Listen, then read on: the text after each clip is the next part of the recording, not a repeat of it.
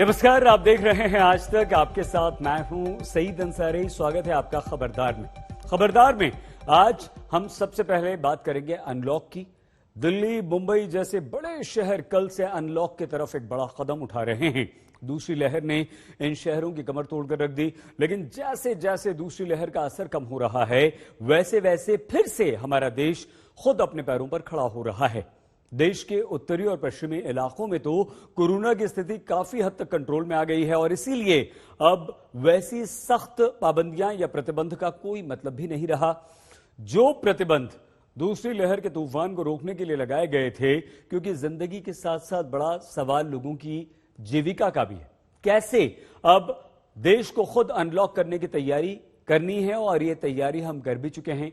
तो आज आइए सबसे पहले हम आपको यही दिखाते हैं।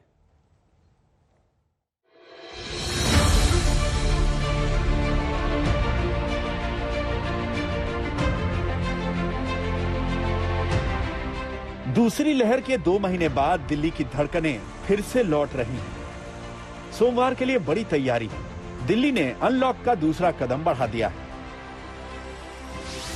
मार्केट, मॉल्स और मार्केट कॉम्प्लेक्स में ऑड इवन के आधार पर दुकानें खुलेंगी, यानी आधी दुकानें एक दिन खुलेंगी, एक दिन बंद रहेंगी। लेकिन जरूरी सेवाओं, बुक और स्टेशनरी की दुकानें रोज खुलेंगी। आस पड़ोस और मोहल्ले की दुकानें भी रोज खुलेंगी। दुकानें खुलने का समय सुबह 10 बजे से रात 8 बजे तक होगा, लेकिन weekly market, gym, spa, salon, park, garden अभी नहीं खुलेंगे।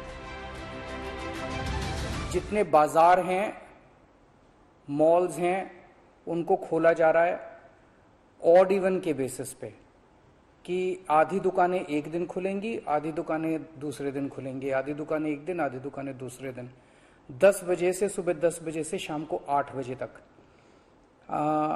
दुकान नंबर के हिसाब से, ऑड इवन के हिसाब से दुकानें खोली जाएंगी।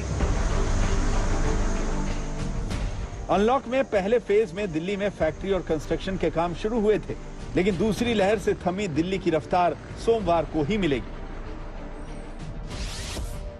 सोमवार से दिल्ली में प्राइवेट ऑफिस 50% स्टाफ के साथ काम करेंगे। सरकारी दफ्तरों में 50% कर्मचारी ही आएंगे। बाकी सबका वर्क फ्रॉम होम होगा। बाहर निकलने के लिए पास की जरूरत नहीं। 50% क्षमता के साथ बसें चलेंगी। ऑटो रिक्शा, टैक्सी, ग्रामीण सेवा, फटफट सेवा, आरटीवी भी चलेंगी। 10 मई से बंद दिल्ली मेट्रो भी 50% क्षमता के साथ सोमवार से चलेगी। हर लाइन पर 5 से 15 मिनट के अंतराल पर मेट्रो मिलेंगी। कोविड की इस महामारी, इस लहर के चलते लॉकडाउन रही दिल्ली अब अनलॉक की ओर आगे बढ़ रही है। सोमवार से सभी दुकान प्रतिष्ठान खुलेंगे। जाहिर है उनकी क्षमता पहले के मुकाबले कम होगी, ऑड इवन फॉर्मूला होगा, लेकिन सबसे बड़ी राहत होगी दिल्ली मेट्रो का खुलना। मैं जहां पर खड़ा हूं, सेंट्रल दिल्ली के अलावा दिल्ली के जितने मेट्रो स्टेशन है कल से वो आम लोगों के लिए खोले जाएंगे। इससे फायदा उनको होगा जो लोग अपने दफ्तर की ओर जाते हैं, क्योंकि अब आधी क्षमता पे दफ्तर भी चल सकेंगे। सरकारी कर्मचारी हैं, निजी कर्मचारी हैं, सभी क्षेत्र खुलेंगे। जिंदगी पटरी पर लौटेगी तो मेट्रो एक बड़ा सहारा होगा। दिल्ली में संक्रमण दर अब 1% से भी नीचे पहुंच गई है और रोजाना के नए केस 500 से भी कम हो चुके हैं। इसीलिए अब पहले जैसी पाबंदियों का कोई तुक नहीं था। यूपी जैसे राज्यों ने भी यही किया है। 7 तारीख से अनलॉकडाउन शुरू हो रही है, जिसमें सुबह 7 बजे से लेकर शाम को 7 बजे तक मार्केट्स को कोरोना प्रोटोकॉल के तहत खुलने का अवसर दिया जा रहा है और नाइट कर्फ्यू और वीकेंड कर्फ्यू यथावत जारी रहेगी। प्राइवेट ऑफिसर्स को और इंडस्ट्री को विस्तृत गाइडलाइन दिया जा रहा है, जिसमें प्राइवेट ऑफिसर्स को खास तौर पर एडवाइजरी जारी किया गया है कि कोई भी लक्षण युक्त व्यक्ति को वो दफ्तर नहीं बुलाएंगे। लॉकडाउन की वजह से नोएडा के सेक्टर 18 जो सबसे बड़ा मार्केट है, वहां की दुकानें इस तरीके से वीरान पड़ी हुई हैं। लेकिन अब नोएडा वासियों के लिए एक बड़ी खुशखबरी है। 7 जून से नोएडा में अनलॉक की प्रक्रिया वो शुरू हो रही है।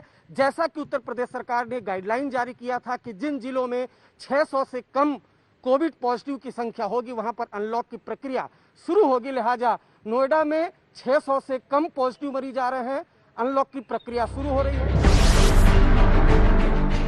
यूपी में सिर्फ 4 जिलों को छोड़कर बाकी 71 जिलों में कोरोना कर्फ्यू से छूट दे दी गई है। सिर्फ लखनऊ, मेरठ, सहारनपुर, गोरखपुर पर अभी सावधानी है।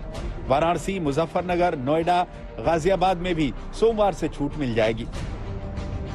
देखिए, अभी 75 जो जिले हमारे हैं उत्तर प्रदेश के, उनमें से 71 जिलों में आज तक की डेट में हमने जो दिन का कोरोना कर्फ्यू है सुबह 7 बजे से शाम को 7 बजे तक का, उसको हमने खोल दिया है। लेकिन उसमें भी हमने कुछ पाबंदियां रखी हैं, जैसे कि कोई विवाह कार्यक्रम होगा तो 25 लोग विवाह में शामिल होंगे। उधर असमंजस के बीच महाराष्ट्र भी अनलॉक की तैयारी कर चुका है। असमंजस इसलिए कि महाराष्ट्र में लॉकडाउन 15 जून तक है, लेकिन इसी बीच एक प्लान बनाकर अनलॉक पर कदम बढ़ा दिए गए हैं। महाराष्ट्र में इसे अनलॉक का 5 लेवल प्लान बताया जा रहा है, जो पॉजिटिविटी रेट और ऑक्सीजन बेड की ऑक्यूपेंसी के आधार पर बनाया गया है। हर गुरुवार को हर जिले में पॉजिटिविटी रेट और ऑक्सीजन बेड की उपलब्धता की जानकारी दी जाएगी और इसी के आधार पर यह तय होगा कि कौन से जिले में कौन से स्तर की पाबंदियां रहेंगी।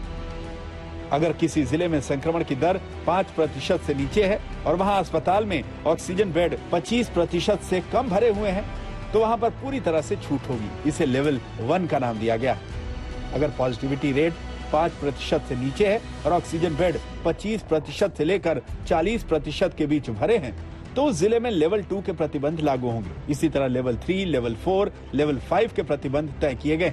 लेवल 5 एक तरह का रेड जोन है, जहां लॉकडाउन जैसी सख्तियां लागू रहेंगी। लेवल 5 में तो अभी महाराष्ट्र का कोई जिला नहीं है। सबसे ज्यादा लेवल 1 में जिले हैं, जहां पर सोमवार से पूरी तरह छूट मिल जाएगी। इसके बाद लेवल 2, लेवल 3 और लेवल 4 के जिले हैं, जहां शर्तों के साथ रियायतें हैं। मुंबई लेवल 3 में है। महाराष्ट्र में सोमवार से 5 लेवल्स में अनलॉक होने वाला है। अलग अलग डिस्ट्रिक्ट जो है वो अलग लेवल में है। मुंबई की अगर आप बात करें तो लेवल 3 में है, जिसमें नॉन एसेंशियल सर्विसेज की जो दुकानें हैं वो दोपहर 4 बजे तक वीकडेज पर खुली रह पाएंगी। सोमवार से मुंबई की लाइफलाइन लोकल ट्रेन शुरू हो जाएगी, लेकिन अभी सिर्फ जरूरी सेवाओं से जुड़े लोग ही लोकल में सफर कर पाएंगे। मुंबई की बसें पूरी क्षमता के साथ चलेंगी, लेकिन भीड़ भाड़ से बचने के लिए लोगों को खड़े होकर सफर करने की इजाजत नहीं दी गई। जरूरी सेवाओं की दुकानें शाम 4 बजे तक हर दिन खुलेंगी। गैर जरूरी सेवाओं की दुकानें हफ्ते में 5 दिन शाम 4 बजे तक खुलेंगी। प्राइवेट ऑफिस 50% क्षमता के साथ शाम 4 बजे तक खुलेंगे। स्पोर्ट्स एक्टिविटी को सुबह 5 बजे से 9 बजे तक और शाम 6 बजे से 9 बजे तक की अनुमति दी गई है। सार्वजनिक कार्यक्रम शाम 4 बजे से 50% क्षमता के साथ किए जा सकते हैं, लेकिन मॉल, थिएटर, मल्टीप्लेक्स अभी बंद रहेंगे। रेस्टोरेंट 50% क्षमता के साथ शाम 4 बजे तक खुलेंगे। लोग बैठकर खाना खा सकेंगे, लेकिन शाम 4 बजे के बाद सिर्फ होम डिलीवरी की ही इजाजत होगी। जिम, सैलून, स्पा भी आधी क्षमता के साथ शाम 4 बजे तक खुल सकेंगे। जिम, सैलून, स्पा में एसी का इस्तेमाल नहीं किया जाएगा। सोमवार से मुंबई में कई चीजें खुलने जा रही है। मुंबई अनलॉक के लेवल 3 पर है और सैलून और स्पा को 50% कैपेसिटी से खुलने की इजाजत दी गई है। इस वक्त हम मुंबई के एक हेयर कटिंग सैलून में है, जहां पर सोमवार के दिन से हेयर कटिंग शुरू की जाएगी। यहाँ के जो चलाने वाले हैं उनसे बात करते हैं। अभी कल से चालू हो रहा है। एक आधा कारीगर कहीं बम्बई में रह रहा है तो उसको बुला के हम लोग कैसे भी हमारी गाड़ी चालू कर देंगे। मगर फिलहाल तो ऐसी हालत है कि पूरे धंधे आज हम कम से कम बैंक का जो हफ्ता है वो नहीं भर सके हैं। कई दिक्कतें आ गई है। महाराष्ट्र कोरोना से सबसे ज्यादा प्रभावित रहा है और यहाँ सबसे पहले तीसरी लहर का खतरा भी बताया गया, लेकिन सरकार ने अनलॉक की प्रक्रिया को कैलकुलेटेड रिस्क कहा है। आज तक ब्यूरो। आगे बढ़ने से पहले एक बड़ी खबर इस वक्त आ रही है। उत्तर प्रदेश में कुछ बड़ा होने वाला है। इस खबर पर विराम लग गया है। कैबिनेट विस्तार भी नहीं होगा और उत्तर प्रदेश के मुख्यमंत्री योगी आदित्यनाथ के नेतृत्व में बीजेपी 2022 का विधानसभा चुनाव भी लड़ेगी। शिवेंद्र श्रीवास्तव हमारे साथ इस वक्त मौजूद हैं। शिवेंद्र, ये जो बैठकों का दौर चल रहा था, राज्यपाल से मिलना, जेपी नड्डा से मिलना, वो सब क्या था फिर? देखिए, ये बहुत कहा जा रहा था कि मंत्रिमंडल में विस्तार होना तय है और उसमें के शर्मा समेत तमाम लोगों के कुर्सी जा भी सकती है और कई लोगों को नया इंडेक्स भी किया जा सकता है। लेकिन फिलहाल हमारे सूत्र जो बताते हैं उनसे एक बात तय हो गई है कि फिलहाल विस्तार की जो तमाम अड़चनें थी उस पर सरकार ने विराम लगा दिया है और कहा ये जा रहा है कि अब कोई विस्तार फिलहाल नहीं होगा क्योंकि चुनाव होने वाले हैं कुछ दिन बाद, और ऐसे में अगर कुछ लोगों को हटाया जाता है और विस्तार किया जाता है तो शायद गलत मैसेज जाए। लेकिन कुछ बातें बिल्कुल साफ तौर पर सामने आई है कि इसमें जो चुनाव है वो मुख्यमंत्री योगी आदित्यनाथ की अगुवाई में ही लड़ा जाएगा, उनको ही चेहरा बना करके लड़ा जाएगा। और इसके अलावा तमाम जो संगठन में बदलाव की बात थी वो अभी भी चल रही कि संगठन में बदलाव इसलिए जरूरी है क्योंकि आने वाले दिनों में जो तमाम जो डैमेज हुआ है या जो भी दिक्कतें पेश आई हैं कार्यकर्ताओं में और नेताओं में, उनके बीच में एक ब्रिज करने का काम और उसमें बदलाव ला करके उसको सुधारने का काम किया जाएगा। तो लेकिन बड़ा डेवलपमेंट ये है कि मंत्रिमंडल में फिलहाल जो विस्तार की बातें चल रही थी वो अभी विराम लगा दिया है और वो अभी नहीं होने जा रहा है। ये सबसे जरूरी बात है क्योंकि जो 3-4 दिन से लगातार मीटिंगों का दौर चल रहा था, बीएल संतोष उत्तर प्रदेश में थे, राधा मोहन सिंह राज्यपाल से मुलाकात की, उस बीच में कयास लगाए जा रहे थे। हालांकि राधा मोहन सिंह की मुलाकात राज्यपाल के साथ इस चीज से जोड़ कर नहीं देखी जा सकती कि मंत्रिमंडल का विस्तार हो सकता है क्योंकि वो संगठन के आदमी है, उसके लिए मुख्यमंत्री योगी आदित्यनाथ को राज्यपाल से मिलना पड़ता। लेकिन फिलहाल जो हमारे जानकार सूत्र बता रहे हैं उनके मुताबिक मंत्रिमंडल में विस्तार अभी नहीं संभव है। तो शिवेंद्र, ये खबरें कहां से आई कि संगठन में बदलाव हो सकता है, मंत्रिमंडल विस्तार हो सकता है और उत्तर प्रदेश में कुछ बड़ा होने वाला है? देखिए, शुरुआत से कहा जा रहा था, जब से पूरे सियासी फेरबदल की बातें शुरू हुई तब कहा जा रहा था साफ तौर पर कि एमएलसी के रूप में जो ए.के. शर्मा को भेजा गया है वो पीएमओ से डायरेक्ट कांटेक्ट में है और किसी बड़े उद्देश्य से भेजा गया है और इसीलिए इन सारी चीजों को बल मिलना शुरू हुआ। और साथ ही साथ कई मंत्री हटे, कुछ की मौत हुई तो ये हुआ कि मंत्रिमंडल विस्तार भी हो सकता है। और उत्तर प्रदेश में जातीय समीकरण बहुत जरूरी और बहुत महत्वपूर्ण रहता है। इसको साधने के लिए, लोगों को उनकी नाराजगी दूर करने के लिए और वोटरों को लुभाने के लिए मंत्रिमंडल में विस्तार और उसकी बातें शुरू हुई और उनको बल मिलना शुरू तब हुआ जब ताबड़तोड़ मीटिंगों का दौर शुरू हुआ। बीएल संतोष आए और मंत्रियों से मुलाकात उन्होंने करनी शुरू की और उसके अलावा संगठन के लोगों से भी बातचीत करना शुरू की। तो इससे माना जा रहा था कि कुछ न कुछ ऐसा जरूर बड़ा होने जा रहा है। लेकिन जो पार्टी नेतृत्व दिल्ली में बैठता है उससे कई दौर की मीटिंगों के बाद जो हमारे सूत्र बता रहे हैं वो अब ये बता रहे हैं कि जो मंत्रिमंडल विस्तार की बात थी वो फिलहाल विराम उस पर लग रहा है क्योंकि ये किसी भी तरीके से पार्टी के हित में नहीं देखा जा रहा है और इसका मैसेज गलत जा सकता है। लेकिन संगठन में तमाम फेरबदल होने की गुंजाइश अभी भी है ताकि कार्यकर्ताओं और जो नीचे के नेता हैं जिनकी शिकायतें रही हैं कि बात नहीं सुनी जाती, उनको तवज्जो नहीं दी जाती, चाहे वो अधिकारियों के स्तर पर हो या फिर संगठन मंत्रियों के स्तर पर हो, तो उसमें कुछ व्यापक फेरबदल हो सकते हैं ताकि जो ये ब्रिज है उसको गैप को पूरा किया जा सके और आने वाले चुनाव में नई रणनीति और ज्यादा मजबूती के साथ बीजेपी आगे बढ़ सके। तो ये जो संदेश अभी गया शिवेंद्र, क्या ये आगे न बढ़े, इसका पार्टी को नुकसान न हो, ये देखते हुए अगर इस फैसले को टाला गया तो संगठन में फेरबदल भी टल सकता है और उत्तर प्रदेश के मुख्यमंत्री योगी आदित्यनाथ के नेतृत्व में ही 2022 का चुनाव लड़ा जा सकता है? इसकी कितनी संभावना? देखिए, एक बात तो बहुत साफ तौर पर तय कर दी गई थी संगठन के शीर्ष नेताओं के द्वारा कि जो पार्टी का चुनाव है वो मुख्यमंत्री योगी आदित्यनाथ की अगुवाई में ही लड़ा जाएगा और साथ ही साथ स्वतंत्र देव सिंह जो पार्टी के प्रदेश अध्यक्ष हैं वही अध्यक्ष बने रहेंगे। लेकिन जो संगठन में बदलाव की बातें हैं उसके पीछे सबसे बड़ा कारण ये बताया जा रहा है कि जो तालमेल होना चाहिए सरकार और पार्टी संगठन के बीच में, उसमें कहीं कहीं कमी दिख रही थी। और जो अभी बीएल संतोष जो राष्ट्रीय महामंत्री हैं बीजेपी के, उन्होंने जो मुलाकात की तमाम लोगों से, मंत्रियों से, उनमें बहुत खुल करके शिकायतें आई कि बहुत सारे निगम, निकाय और जो प्रकोष्ठ हैं उनकी पद खाली हैं और उनकी वजह से जनता के सरोकार और जनता से जो तालमेल और मुलाकात होनी चाहिए वो नहीं हो पा रही है। और साथ ही साथ जो संगठन के तमाम लोग हैं उनकी बातों को अधिकारी तवज्जो नहीं देते हैं। तो दो स्तर पर बदलाव बहुत होने तय हैं जिनमें अधिकारियों के फेरबदल और इसके अलावा संगठन में उन लोगों को बिठाए जाने की और प्रकोष्ठ और जो आयोग और निगम है उनमें उन लोगों को बिठाए जाने की जरूरत जरूर है जो जनता के सरोकारों से और सरकार के बीच में ब्रिज का काम कर सकें। एक खास बात और है सही कि जो कोरोना संक्रमण का काल दौरा दूसरा बढ़ रहा है। शिवेंद्र, आपको हमें बीच में बहुत धन्यवाद। शिवेंद्र श्रीवास्तव हमारे संवाददाता जानकारी दे रहे थे। मंत्रिमंडल विस्तार भी नहीं होगा, संगठन में फेरबदल हो सकता है, लेकिन उत्तर प्रदेश के मुख्यमंत्री योगी आदित्यनाथ के नेतृत्व में ही 2022 का चुनाव बीजेपी लड़ेगी। फिलहाल आगे बढ़ते हैं। अनलॉक के बीच सबसे बड़ा जो चैलेंज है वो यही कि हम कितनी तेजी से वैक्सीनेशन कर पाएंगे। वैसे तो दुनिया में वैक्सीन की जितनी डोजेस दी गई हैं उनमें सबसे ज्यादा 60% डोजेस भारत, अमेरिका और चीन में दी गई। लेकिन आबादी के हिसाब से भारत में करीब 3% लोगों को ही इस समय तक वैक्सीन लग पाई और इस हिसाब से अगर देखा जाए तो दिसंबर तक हम सभी को वैक्सीन लगवाना है तो बहुत तेजी से काम करना होगा। एक एक दिन में हमें 80 लाख से 1 करोड़ तक की वैक्सीन लगवानी होगी। तो खबरदार में अब खबर कोवैक्सीन कोविशील्ड को लेकर उस उलझन की, जिसमें अक्सर लोग एक दूसरे से आप भी ये पूछते होंगे कि कोविशील्ड लगवाएं या कोवैक्सीन, या कौन सी वैक्सीन लगवानी चाहिए, कौन सी वैक्सीन ज्यादा बेहतर काम करती है। इसको लेकर पहली बार हमारे देश में एक स्टडी हुई और इस स्टडी में क्या पाया गया, ये जानना आज आपके लिए बहुत जरूरी भी है और दिलचस्प भी। कोरोना की वैक्सीन में कोविशील्ड बेहतर है या कोवैक्सीन? कोविशील्ड लगवानी चाहिए या कोवैक्सीन? ये सवाल सबके मन में हमेशा रहता है, लेकिन पहली बार इस सवाल का जवाब अनलॉक हुआ है। पहली बार इस पर देश में कोई स्टडी हुई है जिसने कोविशील्ड और कोवैक्सीन के बीच दुविधा की गांठें खोलने की कोशिश की। इसमें 515 हेल्थ केयर वर्कर्स पर कोविशील्ड और कोवैक्सीन के प्रभावों की तुलना करने वाला अध्ययन किया गया, जिसमें 305 पुरुष और 210 महिलाएं शामिल थीं।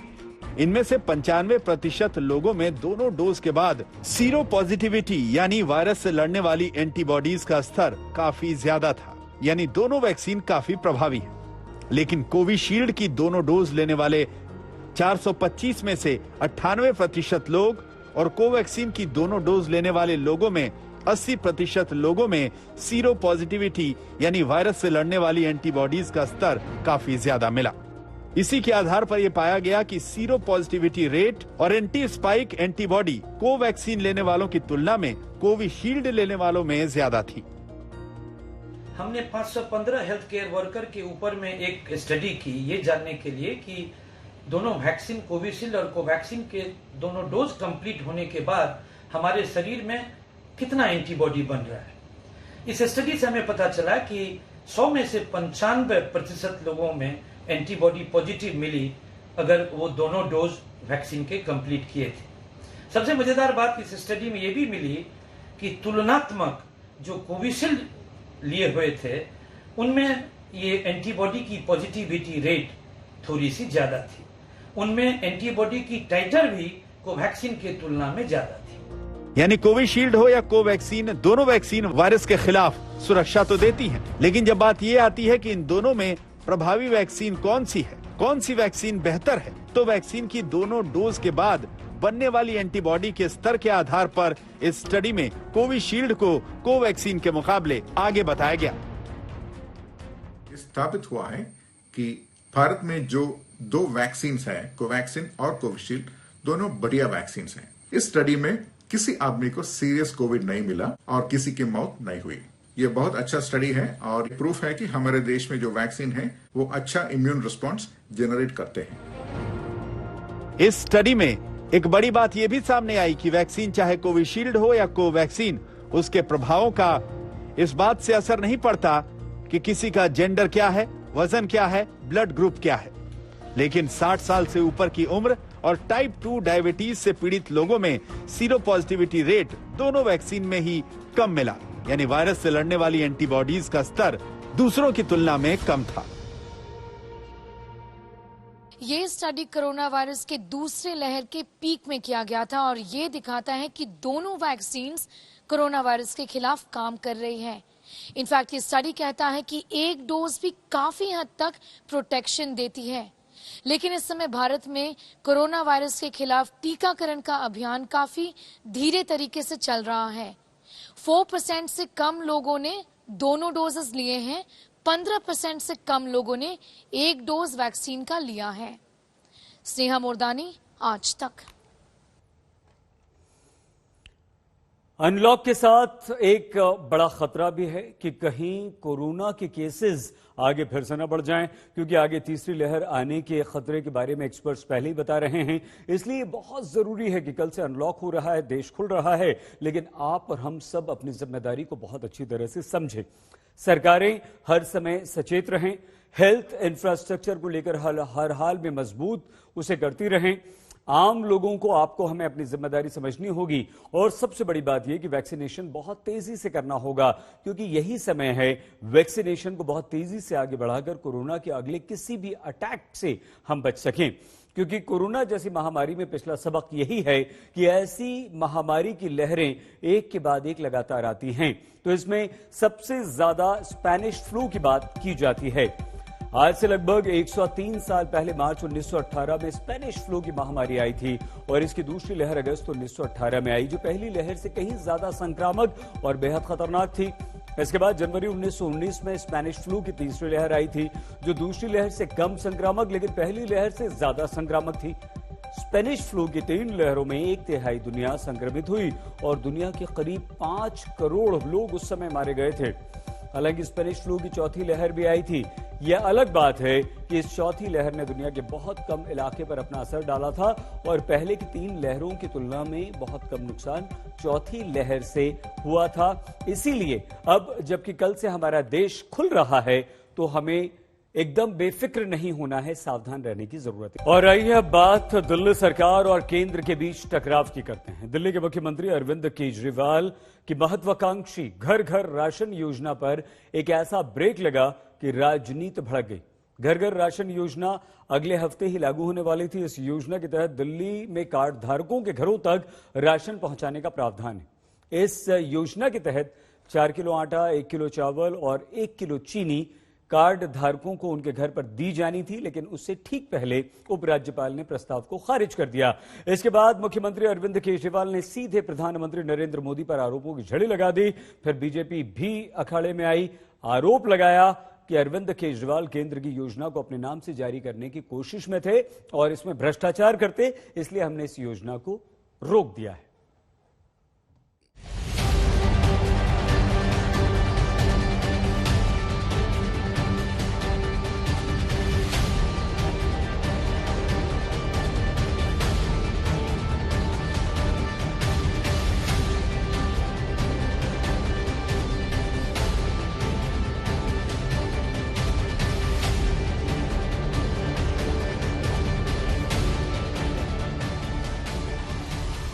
जैसे ही दिल्ली सरकार की घर घर राशन योजना पर केंद्र सरकार ने ब्रेक लगाया, वैसे ही तलवारें खिंच गईं। दिल्ली के मुख्यमंत्री अरविंद केजरीवाल ने केंद्र पर गंभीर आरोप लगाए। करीब 12.5 मिनट की प्रेस कॉन्फ्रेंस में अरविंद केजरीवाल का पूरा फोकस प्रधानमंत्री मोदी पर था। सारी तैयारी हो चुकी थी, टेंडर हो चुके थे, सारी तैयारी हो चुकी थी। बस अगले हफ्ते से ये शुरू होने वाला था, ये क्रांतिकारी कदम होने वाला था और अचानक आपने 2 दिन पहले इसको रोक दिया। क्यों सर? दिल्ली सरकार सार्वजनिक वितरण प्रणाली के तहत दिल्ली में राशन की होम डिलीवरी करना चाहती थी। केजरीवाल का आरोप है कि केंद्र सरकार से 5-5 बार अप्रूवल लेने के बावजूद योजना लॉन्च होने से इन पहले इसे खारिज कर दिया गया। आपने ये कह के हमारी स्कीम खारिज की है कि हमने केंद्र सरकार से इसकी अप्रूवल नहीं ली। ये गलत है सर। हमने एक बार नहीं, 5-5 बार आपकी अप्रूवल ली है। आरोपों का पिटारा खुला तो केजरीवाल यहां तक कह गए कि वो श्रेय लेने की होड़ में नहीं है। यही वजह थी कि केंद्र के ऐतराज के बाद योजना का नाम बदल दिया। इस योजना का नाम मुख्यमंत्री घर घर राशन योजना रखा था। आपने ऑब्जेक्शन लगाया कि हम इस योजना का नाम मुख्यमंत्री के नाम से नहीं रख सकते। हमारा मकसद अपना नाम चमकाने का नहीं था, हमारा एक ही मकसद था, किसी भी तरह से ये स्कीम लागू हो और गरीबों को उनका राशन मिलने लगे। हमने आपकी बात मान ली। केजरीवाल ने फैसले पर रोक के लिए सीधे राशन माफिया और सरकारी राशन में घपले करने वालों को कटघरे में खड़ा किया। पहला आरोप ये कि राशन माफिया के दबाव में योजना रोकी गई। दूसरा आरोप ये कि योजना के खिलाफ दिल्ली हाईकोर्ट के स्टे ना देने के बावजूद केंद्र ने मुकदमे का हवाला देकर योजना क्यों रोकी। घर घर राशन व्यवस्था लागू हो जाती ना सर, ये राशन माफिया खत्म हो जाता। पर देखिए ये राशन माफिया कितना ताकतवर निकला। दिल्ली में ये योजना अगले हफ्ते से लागू होने वाली थी और 1 हफ्ता पहले इन्होंने इसको खारिज करवा दिया। आपने ये भी लिखा है कि चूंकि राशन दुकानदारों ने दिल्ली हाई कोर्ट में इस योजना के खिलाफ केस कर रखा है, इसलिए ये स्कीम खारिज की जा रही है। इस बात पे आप स्कीम कैसे खारिज कर सकते हैं? ये राशन दुकानदार इस योजना के खिलाफ हाई कोर्ट से स्टे लेने गए थे। हाई कोर्ट ने इन्हें स्टे देने से मना कर दिया। जब हाई कोर्ट ने इन्हें स्टे नहीं दिया तो आपने इस स्कीम पे स्टे कैसे लगा दिया? मुख्यमंत्री अरविंद केजरीवाल ने 5 सवाल खड़े किए और लाइव प्रेस कॉन्फ्रेंस में ये सारे सवाल सीधे प्रधानमंत्री से पूछे। बीजेपी ने केजरीवाल के आरोपों पर पलटवार में देरी नहीं दिखाई।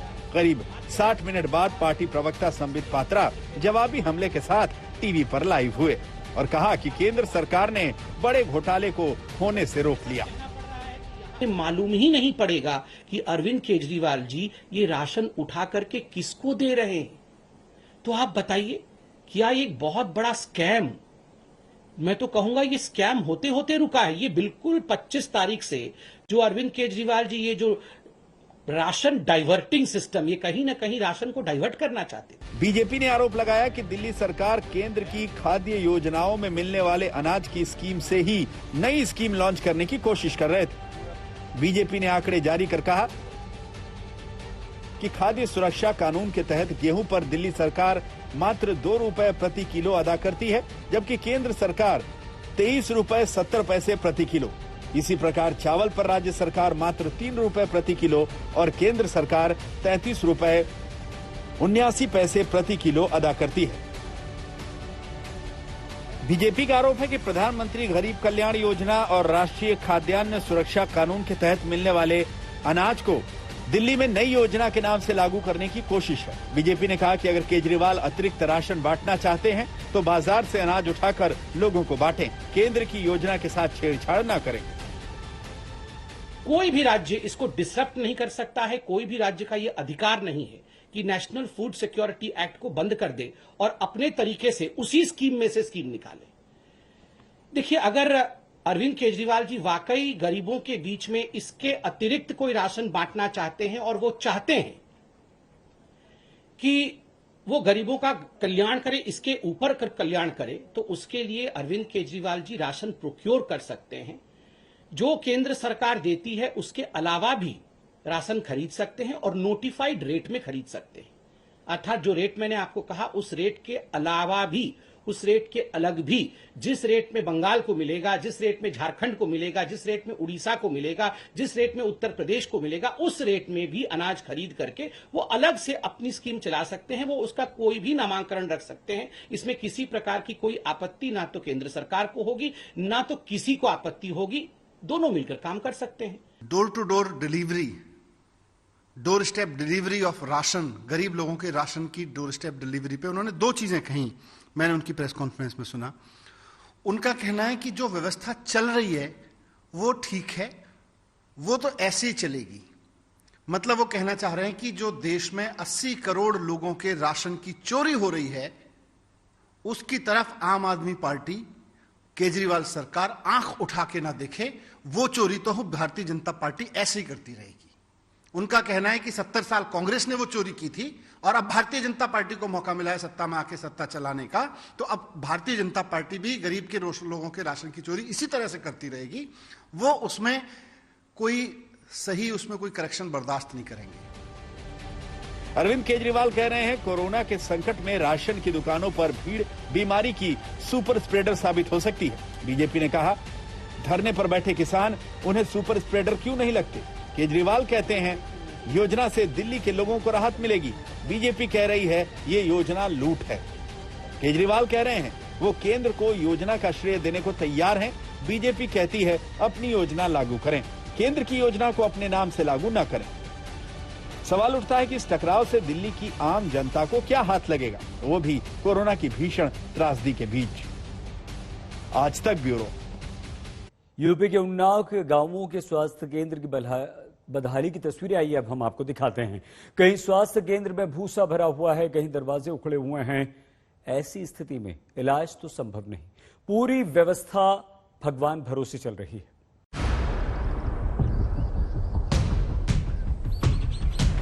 कोरोना के केस कम हुए, शहरों से कर्फ्यू हटे, अब जिंदगी फिर से पटरी पर लौटने लगी है। लेकिन इस बदलाव के बीच कोरोना के संकट काल में भी जो नहीं बदल सका है वो है गांव में स्वास्थ्य सुविधाओं का हाल। प्रदेश कोई भी हो, शहर कोई भी हो, गांव के स्वास्थ्य केंद्रों की बदहाली की तस्वीर एक सी नजर आती है। जब इसकी पड़ताल करने आज तक की टीम उन्नाव के हाजीपुर गांव के स्वास्थ्य केंद्र पहुंची तो महिला प्रसव केंद्र का जो हाल दिखा वो बेहद शर्मनाक था। पूरे केंद्र में भूसा भरा हुआ था। ये आप कैमरे पे देख पा रहे हैं भूसा।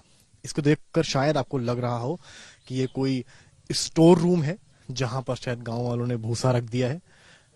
ये सब आप देख सकते हैं जो सीन्स हैं, इसको देख के पहला जो इंस्टेंस किसी को भी होगा वो यही लगेगा कोई स्टोर रूम है या कोई अलग कमरा है जो इसी चीज के लिए शायद बना है, तबेला टाइप का कुछ है।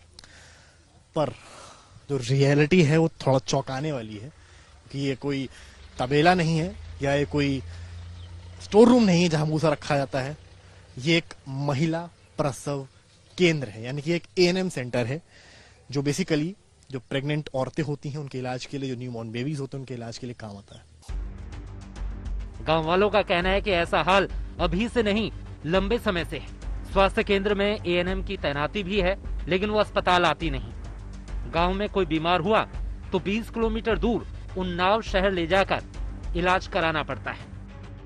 ये कम से कम 7, 8, 10 साल के और इसके बीचे में हमको पहले तो यहाँ पर जो एएनएम होंगी वो आती रहती होंगी। आती रहे हैं लेकिन एक ही 2 दिन आई हैं। अच्छा। लेकिन गाँवन में रहे यहाँ कोई दवा खाना तक नहीं सीसी खोली गई है। अभी तो कोविड आया था, आपने देखा होगा गांव वालों की भी कुछ मौतें हुई, तो आप लोग इलाज के लिए कहाँ जाते थे? बस सिकंदरपुर या उन्नाव। कितना किलोमीटर? अरे उन्नाव है करीब 18-20 किलो। हाँ।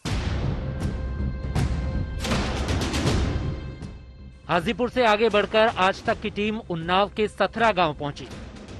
यहाँ भी स्वास्थ्य केंद्र तो हैं, लेकिन हाल ऐसा है कि यहाँ भी इलाज संभव नहीं है। स्वास्थ्य केंद्र के दरवाजे टूटे हैं, वायरिंग उखड़ी हुई है और केंद्र के अंदर सिर्फ धूल मिट्टी नजर आ रही है। गोबर जिस तरह से यहाँ पड़ा है, जानवरों के लिए एक अहम ठिकाना बना है। धूप होती है, बारिश होती है तो जानवर यहीं आकर बैठ जाते हैं। यहाँ पर आप देखिए इलेक्ट्रिक सॉकेट देख रहे हैं, ये तक यहाँ से उखाड़ लिए गए, यानी कि जो इलेक्ट्रिक सॉकेट थे उसको भी नहीं छोड़ा गया। यहाँ पर भी कुछ लगा था तार, इसका आपको देख सकते हैं निकला हुआ है। कुछ सामने आप देखिए कुछ इंजेक्शन के आपको वॉयल्स भी शायद नजर आएंगे और डस्टबिन में भी आप देख सकते हैं कुछ मेडिसिन पड़ी आपको नजर आ सकती हैं। और ये आप देखिए यहाँ पर इसकी एंट्री हालांकि यहाँ से नहीं है, पर हम यहाँ से आपको अंदर की तस्वीरें दिखाने की पूरी कोशिश कर रहे हैं। किस तरह से दवाइयों की स्ट्रिप्स यहाँ पर पड़ी आप देख सकते हैं, इंजेक्शन के वॉयल्स देख सकते हैं, और कुछ इंजेक्शन अनयूज्ड भी जो पैकेट फॉर्म में आपको सामने दिख रहे हैं वो भी यहाँ पर क्लियरली विजिबल हैं। जो दावे बड़े बड़े किए जाते हैं वो धरातल पर पूरी तरीके से शून्य नजर आते हैं, सिवाय गंदगी, गोबर और जालों के अलावा यहाँ पर कुछ नजर नहीं आता। इसके ठीक बगल में एक और कमरे में अगर हम आते हैं तो वहां भी ठीक वही सीन दिखता है। ऊपर से लेकर जहां आपकी नजर जाएगी वहां सिर्फ गंदगी आपको नजर आएगी।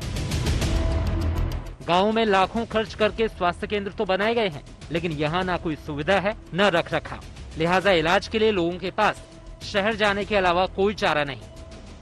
नियर अबाउट 10 साल हो गए बने हुए इसको। आते हैं यहाँ पे? अभी कुछ नहीं आता है, महीने 2 महीने में कभी बैठे घंटे 2 घंटे के लिए, बाकी कोई जरूरत नहीं। बैठते कहीं तो बैठने में कुछ दिख ही नहीं रहा।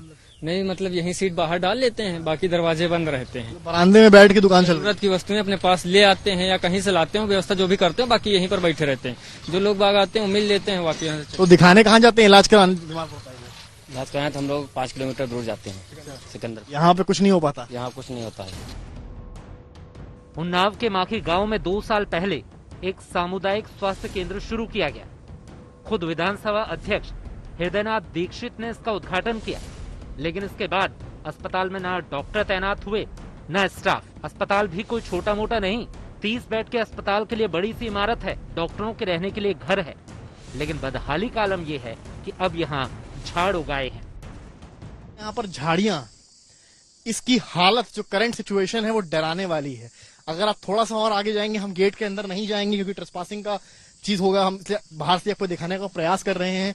आप यहाँ से देखेंगे और गेट के अंदर की सिचुएशन कैसी डराने वाली है। झाड़ियां हैं, जमीन तक पर पेड़ नीचे लद आए हैं। आप अंदाजा लगा सकते हैं कि जब से इसकी लॉन्चिंग, जब से इसका उद्घाटन हुआ, इनॉग्रेशन हुआ, कोई भी यहाँ पर देखने नहीं आया। पीछे की तरफ अगर आप नजर डालेंगे तो यहाँ पर लगभग 30 के ऊपर बेड बताए जाते हैं और अंदर अगर आप देखेंगे तो यहाँ पर रहने के कमरे भी हैं, यानी कि डॉक्टर्स के रहने की भी पूर्ण व्यवस्था यहाँ पर करी गई थी।